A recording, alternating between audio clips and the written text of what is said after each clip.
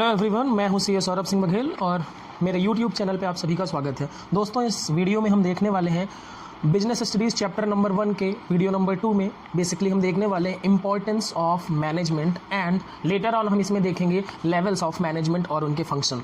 इसके पहले वीडियो में हमने देख लिया था कि मीनिंग क्या है मैनेजमेंट का, डेफिनेशन क्या है, उसके फंक्शंस क्या क्या हैं। अब हम यहाँ पर देखेंगे कि इंपॉर्टेंस ऑफ मैनेजमेंट क्या है। चलिए शुरू करते हैं। पहले देखें इंपॉर्टेंस ऑफ मैनेजमेंट, यानी मैनेजमेंट ज़रूरी क्यों है। मैनेजमेंट ज़रूरी क्यों है, why management is required in business.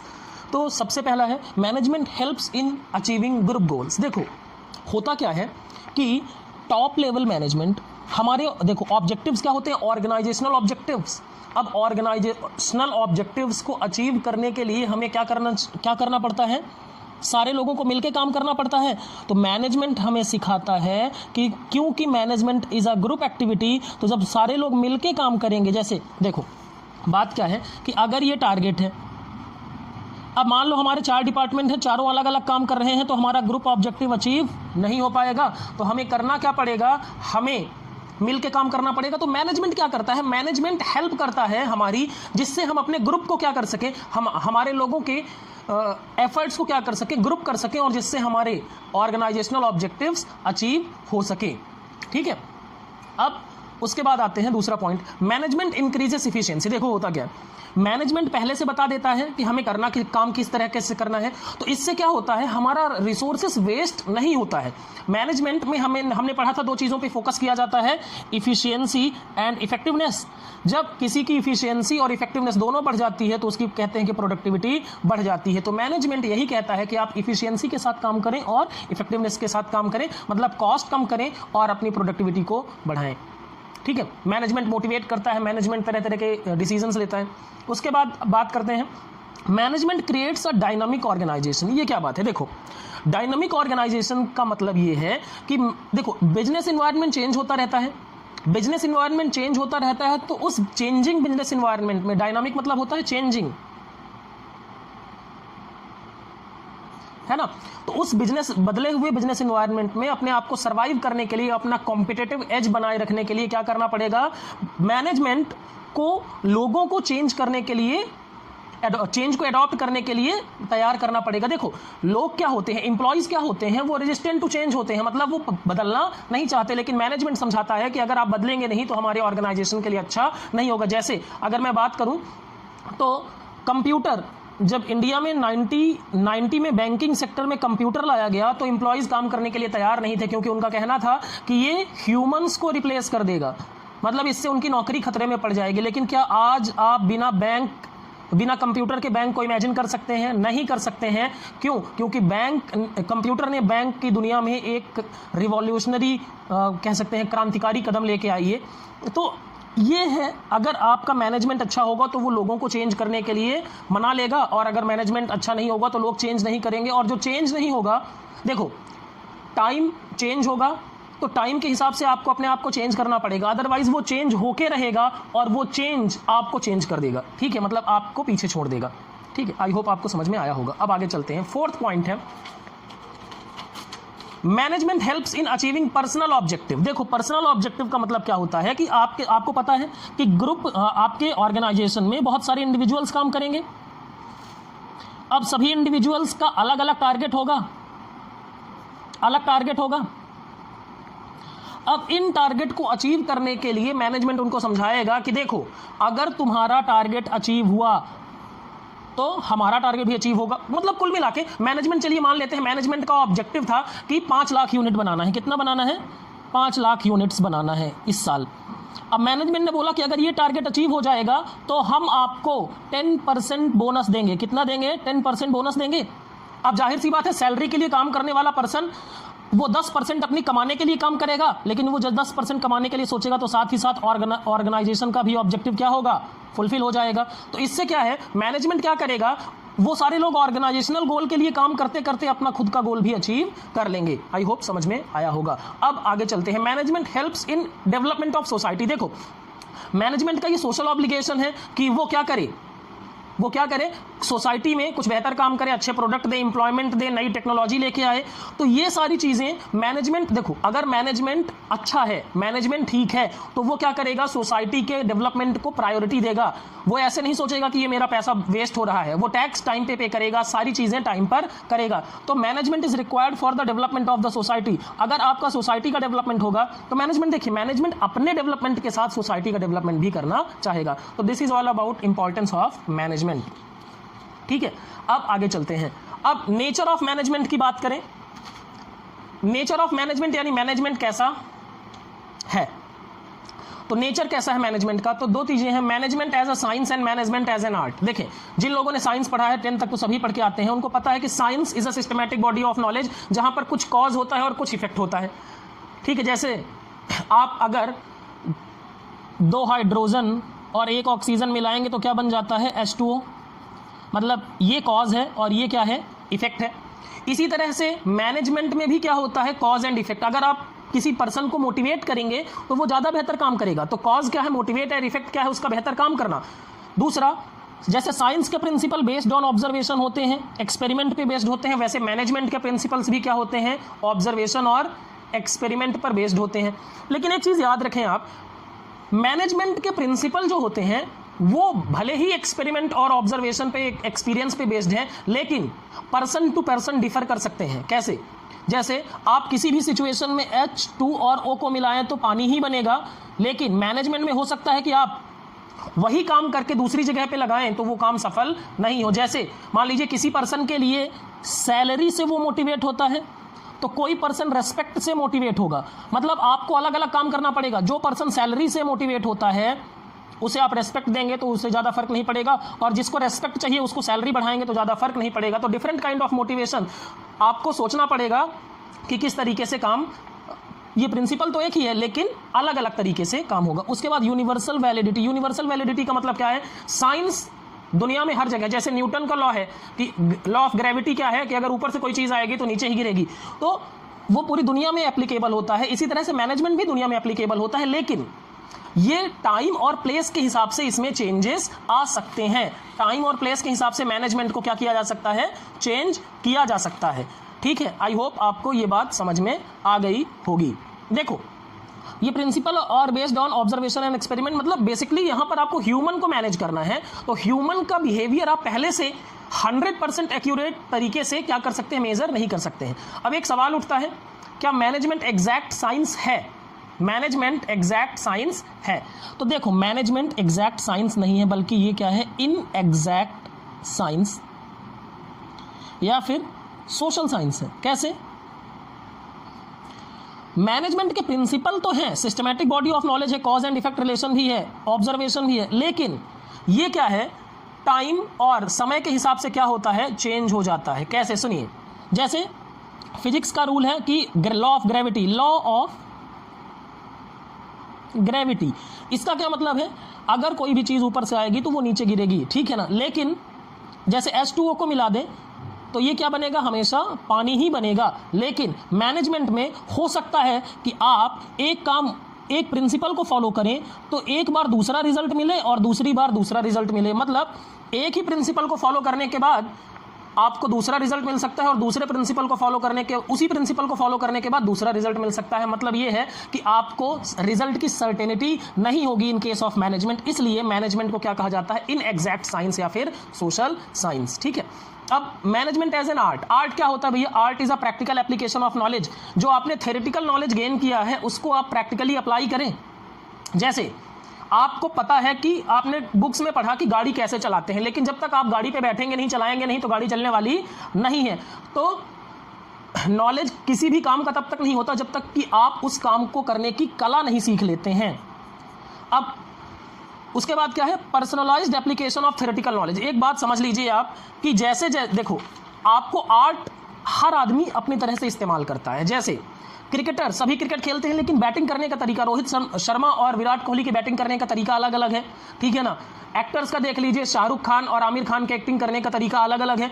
तो पर्सनलाइज्ड एप्लीकेशन मतलब हर आदमी अपने अपने हिसाब से उसको अप्लाई करेगा। अब मैनेजर भी इसी तरह से होंगे, मैनेजर भी अपने हिसाब से ही चीज़ों को अप्लाई करेंगे। हो सकता है एक कंजर्वेटिव मैनेजर है और एक इवॉल्व्ड मैनेजर है। तो दोनों के काम करने का तरीका अलग अलग होगा, दोनों की सोच अलग अलग होगी, दोनों की क्रिएटिविटी अलग होगी, दोनों के काम करने के तरीके में डिफरेंस जरूर होगा। And based on practice and creative skill. देखो कोई भी मैनेजर नया जब आता है ना तो वो बहुत ज़्यादा इफिशियंट या बहुत ज़्यादा क्रिएटिव या बहुत ज़्यादा सुपरमैन नहीं होता। जैसे मैं आपको एग्जांपल दूं तो एमएस धोनी को जब कैप्टन बनाया गया तो वो पहले दिन से ही क्या ग्रेटेस्ट कैप्टन थे? नहीं, ऐसा नहीं था। उन्होंने प्रैक्टिस और क्रिएटिव स्किल के बेस पे अपने आप को क्या किया? डेवलप किया। इसी तरह से मैनेजर भी धीरे धीरे प्रैक्टिस के बेस पे डेवलप होता जाता है और वो क्या होता है?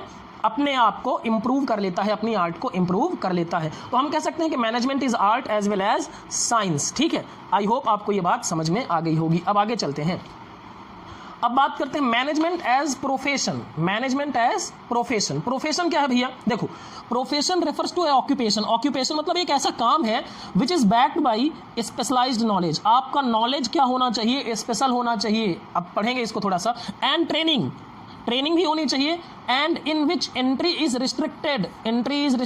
तीन चीजें हैं। एक काम है जहां पर आपका स्पेशलाइज्ड नॉलेज मतलब आप एक कोई पर्टिकुलर कोर्स करें, स्पेशल कोर्स करें। जैसे डॉक्टर्स क्या करते हैं? एमबीबीएस। ठीक है, लॉयर्स क्या करते हैं? लॉ की डिग्री लेते हैं। सीए क्या करता है? चार्टर्ड अकाउंटेंसी का कोर्स करता है। तो ये क्या है? फिर उसके बाद ट्रेनिंग होनी चाहिए। ट्रेनिंग जैसे डॉक्टर्स की ट्रेनिंग होती है, लॉयर्स की ट्रेनिंग होती है, सीए में आर्टिकलशिप 3 साल की होती है। And which entry is restricted मतलब जहां पर आपको आसानी से दाखिला नहीं मिलता, मतलब आपको एंट्रेंस एग्जाम देना पड़ता है। Entrance exam, and entrance exam आसान नहीं होता, डिफिकल्ट होता है। ठीक है, तो ये चीजें हैं, तो वो क्या बनेगा? प्रोफेशन। अब features of profession versus management, अब इसमें बात करते हैं अगर, तो well defined body of knowledge. देखो प्रोफेशन में बॉडी ऑफ नॉलेज होता है, मतलब आपको कुछ स्पेशल कैटेगरी के नॉलेज, थ्योरी होंगे, कंसेप्ट होंगे, प्रिंसिपल्स होंगे। इसी तरह मैनेजमेंट के भी प्रिंसिपल्स हैं। ठीक है, तो अब ये बिल्कुल प्रोफेशन में भी मैच करता है और मैनेजमेंट में ही ये कैरेक्टरिस्टिक्स है। रेस्ट्रिक्टेड एंट्री, अब रेस्ट्रिक्टेड एंट्री क्या है? प्रोफेशन में आपका एंट्रेंस एग्जाम होना चाहिए और वो डिफिकल्ट होना चाहिए। जैसे आपको आईआईटी में एंट्रेंस एग्जाम देना पड़ता है, सीए में आपको फाउंडेशन एग्जाम देना पड़ता है, एमबीबीएस में आपको नीट क्लियर करना पड़ता है। तो ये सारी चीजें हैं, तो रेस्ट्रिक्टेड एंट्री। लेकिन मैनेजमेंट के लिए आपको कोई स्पेशल कोर्स करने की जरूरत, मतलब आपको कोई ऐसी एंट्री की जरूरत नहीं है। हाँ, आप आईआईएम के थ्रू जाते हैं तो आपको कैट क्वालिफाई करना पड़ता है, लेकिन जरूरी नहीं है कि आप आईआईएम से ही मैनेजमेंट का कोर्स करें, आप नॉर्मल एमबीए से भी कर सकते हैं। मतलब रेस्ट्रिक्टेड एंट्री नहीं है मैनेजमेंट, तो मैनेजमेंट में ये कैरेक्टरिस्टिक्स नहीं पाया जाता। फिर प्रोफेशनल एसोसिएशंस, अब जाहिर सी बात है, जैसे सीए इंस्टीट्यूट के लिए ICAI, the institute of chartered accountants of India, ठीक है ना। फिर मेडिकल्स के लिए इंडियन मेडिकल एसोसिएशन, उसके बाद लॉ के लिए बार काउंसिल। तो ये क्या है? प्रोफेशनल एसोसिएशन, जो क्या करते हैं? इन प्रोफेशंस को रेगुलेट करते हैं, इन प्रोफेशंस को चलाते हैं। लेकिन मैनेजमेंट के लिए कोई ऐसा प्रोफेशन नहीं है। ठीक है, उसके बाद बात करते हैं एथिकल कोड ऑफ कंडक्ट, मतलब ये कैरेक्टरिस्टिक्स भी मैनेजमेंट में नहीं पाया जाता। एथिकल कोड ऑफ कंडक्ट, सब जितने भी प्रोफेशनल बॉडी होती हैं वो अपने मेंबर्स के लिए कोड ऑफ कंडक्ट बताती है, मतलब क्या करना है और क्या नहीं करना है, what to do and what not to do. ठीक है ना। मैनेजमेंट में ऐसा कोई कोड ऑफ कंडक्ट नहीं होता है। एंड सर्विस मोटिव, देखें जैसे सीए का सर्विस है कि उसका सीए की सर्विस है उसका क्लाइंट अच्छा उसका बेनिफिट हो। ठीक है, डॉक्टर का सर्विस है कि पेशेंट का ट्रीटमेंट ठीक से हो, लॉयर की सर्विस है कि उसका क्लाइंट जस्टिस पा सके। लेकिन मैनेजमेंट जो होता है वो ऑर्गेनाइजेशन के बेटरमेंट के लिए काम करता है। Management works for organisation. ठीक है, तो ये कैरेक्टरिस्टिक भी मैनेजमेंट में नहीं पाया जा सकता। तो हम कंक्लूजन क्या निकालें कि management is developing as a profession. Management is not actual profession but it is developing as a profession. I hope आपको ये बात समझ में आ गई होगी। अब आगे चलते हैं, लेवल्स ऑफ मैनेजमेंट की बात करें। देखो लेवल्स ऑफ मैनेजमेंट, 3 लेवल के मैनेजमेंट होते हैं, top level management, middle level management and lower level management. Top level management, top level management देखो ये क्या होते हैं? These are face of the company या फेस ऑफ द ऑर्गेनाइजेशन। इनकी वजह से ऑर्गेनाइजेशन को जाना जाता है। जैसे अगर मैं बात करूं रिलायंस, तो क्या याद आएगा आपको? मुकेश अंबानी, किंगफिशर विजय माल्या। ठीक है, टाटा में तो रतन टाटा। तो ये टॉप लेवल मैनेजर्स हैं। इसमें आता कौन कौन है? Chairman, board of director, chief executive officer, chief financial officer, chief operating officer, general manager, president, vice president, ठीक है, मतलब बड़े बड़े लोग इसमें आएंगे। इसमें क्या आएंगे? बड़े बड़े लोग। ये क्या करते हैं? पॉलिसी बनाते हैं। ये क्या करते हैं? ऑब्जेक्टिव्स बनाते हैं। They are responsible for the welfare and survival of the organisation. जैसे किंगफिशर फेल हुआ तो उसके पीछे किसका रिस्पॉन्सिबिलिटी मानी जाती है? विजय माल्या की रिस्पॉन्सिबिलिटी मानी जाती है। इसीलिए अगर कोई ऑर्गेनाइजेशन सक्सेसफुल होता है तो उसमें किसको अच्छा माना जाता है? टॉप लेवल मैनेजमेंट को बेहतर माना जाता है, क्योंकि रिस्पॉन्सिबिलिटी इनकी है। अब बात करते हैं middle level management. Middle level management में आता कौन है? Departmental head. देखो, एक ऑर्गेनाइजेशन में कई सारे डिपार्टमेंट होते हैं, जैसे purchase department, marketing department, finance department, personal department. तो उनके जो हेड होंगे वो क्या होते हैं? वो क्या होते हैं? आपके मिडिल लेवल मैनेजमेंट में आते हैं। और उनसे जुड़े हुए लोग भी, जैसे प्लांट सुपरिंटेंडेंट, ये आप थोड़ा ध्यान देंगे इस पॉइंट पे। प्लांट सुपरिंटेंडेंट जो होता है ये मिडिल लेवल का मैनेजमेंट में आता है। सुपरिंटेंडेंट पे लोग कंफ्यूज हो जाते हैं। अगर प्लांट सुपरिंटेंडेंट है या ऑपरेशन मैनेजर है तो वो मिडिल लेवल मैनेजमेंट में आएगा, क्योंकि ये डिपार्टमेंटल हेड से, इन डिपार्टमेंट से जुड़े हुए लोग होते हैं, ठीक है। अब मिडिल लेवल मैनेजमेंट क्या होता है? मिडिल लेवल मैनेजमेंट की रिस्पॉन्सिबिलिटी होती है कि वो टॉप लेवल मैनेजमेंट के डिसीजंस को इंप्लीमेंट करे। उसके बाद आते हैं lower level manager. Lower level manager या ऑपरेशनल लेवल मैनेजर या सुपरवाइजरी लेवल मैनेजर, ये क्या होते हैं? ये सबसे, इनको बोला जाता है फर्स्ट लाइन मैनेजर। क्या बोला जाता है? First line manager. ये वर्कर्स से सबसे नजदीक होते हैं। यहां पर नॉन ऑपरेशनल लेवल पे वर्कर्स आते हैं और ये वर्कर से सबसे नजदीक होते हैं, ठीक है। तो ये क्या है? आपके वर्कर से सबसे नजदीक होते हैं। इनमें कौन कौन आता है? Supervisor, foreman, superintendent. ध्यान दीजिएगा, अगर सुपरिंटेंडेंट है तो वो लोअर लेवल पे आएगा, लेकिन अगर वो प्लांट सुपरिंटेंडेंट है तो वो फिर मिडिल लेवल मैनेजमेंट में आएगा, ठीक है। आई होप आपको ये बात समझ में आ गई होगी। अब हम बात करते हैं main functions of top level, middle level and lower level management. तो टॉप लेवल मैनेजमेंट, आप जानते हैं, फेस ऑफ द कंपनी। ये सबसे बड़े लोग होते हैं कंपनी के लिए, ऑर्गेनाइजेशन के लिए। तो इसमें क्या होगा? टू डिटरमाइन ऑर्गेनाइजेशनल ऑब्जेक्टिव, मतलब ऑर्गेनाइजेशन का टारगेट क्या है, ऑब्जेक्टिव क्या है, गोल्स क्या हैं, ये कौन डिसाइड करेगा? Top level management. Business environment and it's implication. देखो, बाहर क्या चल रहा है, कंपटीशन किस तरह का है और उसका हमारे बिजनेस पर क्या प्रभाव पड़ेगा, ये भी कौन डिसाइड करेगा? Top level management. रिसोर्सेज को अरेंज करने की जिम्मेदारी भी किसकी होगी? Top level. मतलब कहाँ से मनी आए, कहाँ से मशीन आए, कहाँ से मटेरियल आए, कहाँ से लोगों को लाया जाए, तो ये सब करेगा कौन? Top level management. To formulate strategy to organisational objective, कौन सी स्ट्रेटजी से हम ऑर्गेनाइजेशन के ऑब्जेक्टिव को अचीव करेंगे, ये डिसाइड करने का काम भी किसका होगा? Top level management. मतलब ऑर्गेनाइजेशनल गोल बनाने का, बिजनेस एनवायरनमेंट एनालिसिस करने का, रिसोर्सेस अरेंज करने का और स्ट्रेटजी को फॉर्मुलेट करने का काम होगा। मुझे यहाँ पे लगता है आपको 2 से 3 मार्क्स का क्वेश्चन आपको एग्जाम में मिल सकता है, तो ध्यान से इसको आप देखेंगे। उसके बाद मिडिल लेवल मैनेजमेंट की बात करें तो मिडिल लेवल मैनेजमेंट जानते हैं इनका काम क्या है? जो टॉप लेवल ने पॉलिसी बना दी है, प्लान्स बना दिए हैं कि उनको इंप्लीमेंट करें। तो to implement plans and strategies develop by top level management. फिर ये डिसाइड करना, जैसे मान लो परचेस मैनेजर है, परचेस मैनेजर मिडिल लेवल पे आएगा कि, और इसका डिपार्टमेंट कौन होगा? Purchase department. तो ये रिस्पॉन्सिबिलिटी है कि वो ये तय करे, वो इंश्योर करे कि क्या उसके पास, उसके परचेस डिपार्टमेंट में जितने लोग काम करने के लिए चाहिए उतने अवेलेबल हैं कि नहीं। उसके बाद आता है to assign duties and responsibility, जो उसके यहाँ काम करने वाले लोग हैं उनकी ड्यूटीज एंड रिस्पॉन्सिबिलिटी तय करे, मोटिवेट करे उनको जिससे कि वो ऑब्जेक्टिव्स को अचीव करें, और अदर डिपार्टमेंट के साथ कोऑर्डिनेट करें। मतलब परचेस डिपार्टमेंट का काम किससे पड़ता होगा? प्रोडक्शन डिपार्टमेंट से। तो प्रोडक्शन वालों से पूछे कि कितना भैया प्रोडक्शन करना है, उसके हिसाब से वो परचेस करेगा, ठीक है। तो कोऑर्डिनेट करे, कोऑपरेट करे अदर डिपार्टमेंट के साथ। उसके बाद आते हैं लोअर लेवल मैनेजमेंट। देखो, लोअर लेवल मैनेजमेंट सबसे, इनको फर्स्ट लाइन मैनेजमेंट कहा जाता है। अब होता क्या है? ये वर्कर के सबसे पास रहते हैं, तो वर्कर के काम को देखने की रिस्पॉन्सिबिलिटी इनकी होती है। मतलब लोअर लेवल मैनेजमेंट क्या करेगा? मॉनिटर करेगा, सुपरवाइज करेगा वर्कफोर्स को। फिर ये इंश्योर करेंगे कि जो प्रोडक्ट बनाया जा रहा है उसकी क्वालिटी बेहतर हो, क्योंकि सबसे पास में यही है, वो क्वालिटी उसकी खराब ना हो। फिर मटेरियल वेस्ट ना हो, ये भी किसकी रिस्पॉन्सिबिलिटी है? लोअर लेवल मैनेजर की। फिर रिप्रेजेंट द वर्कर ग्रीवियंसेस, अगर वर्कर की कोई शिकायत है तो मिडिल लेवल मैनेजमेंट को कौन बताएगा? Lower level management. और to ensure safe and proper working environment, अपने वर्कर को ठीक तरीके से वर्किंग एनवायरनमेंट प्रोवाइड कराना भी रिस्पॉन्सिबिलिटी किसकी होती है? लोअर लेवल मैनेजमेंट की। देखो बात क्या है कि टॉप लेवल और लोअर लेवल, देखो टॉप लेवल अपने ऑर्डर्स किसको देगा, मिडिल लेवल को, मिडिल लेवल ये प्लान इंप्लीमेंट करेगा। अब मान लो वर्कर को शिकायत है तो वर्कर किसको कहेगा, लोअर लेवल को, फिर लोअर लेवल किसको बताएगा, मिडिल लेवल को। मतलब इसीलिए कहते हैं कि मिडिल लेवल मैनेजमेंट जो होता है वो टग ऑफ वॉर में होता है, मतलब रस्सा कसी में होता है, उसको टॉप लेवल का भी सुनना है और लोअर लेवल का भी सुनना है। ठीक है, मशीन के सबसे पास कौन रहता है, लोअर लेवल मैनेजमेंट, क्योंकि वर्कर के सबसे नज़दीक यही है। तो ये एक्चुअल प्रॉब्लम को ये फेस करते हैं। ठीक है, आई होप आपको ये चीज़ें क्लियर हो गई होंगी। दोस्तों अगर आपको ये वीडियो अच्छा लगा तो इसको लाइक करें, अपने फीडबैक कमेंट करके ज़रूर बताएं, और जिन लोगों ने चैनल सब्सक्राइब नहीं किया है चैनल सब्सक्राइब कर लें, और अगर आपको ये वीडियो पसंद आया तो अपने दोस्तों को भी शेयर कर दें जिससे वो भी रिवीजन कर सकें। Thank you.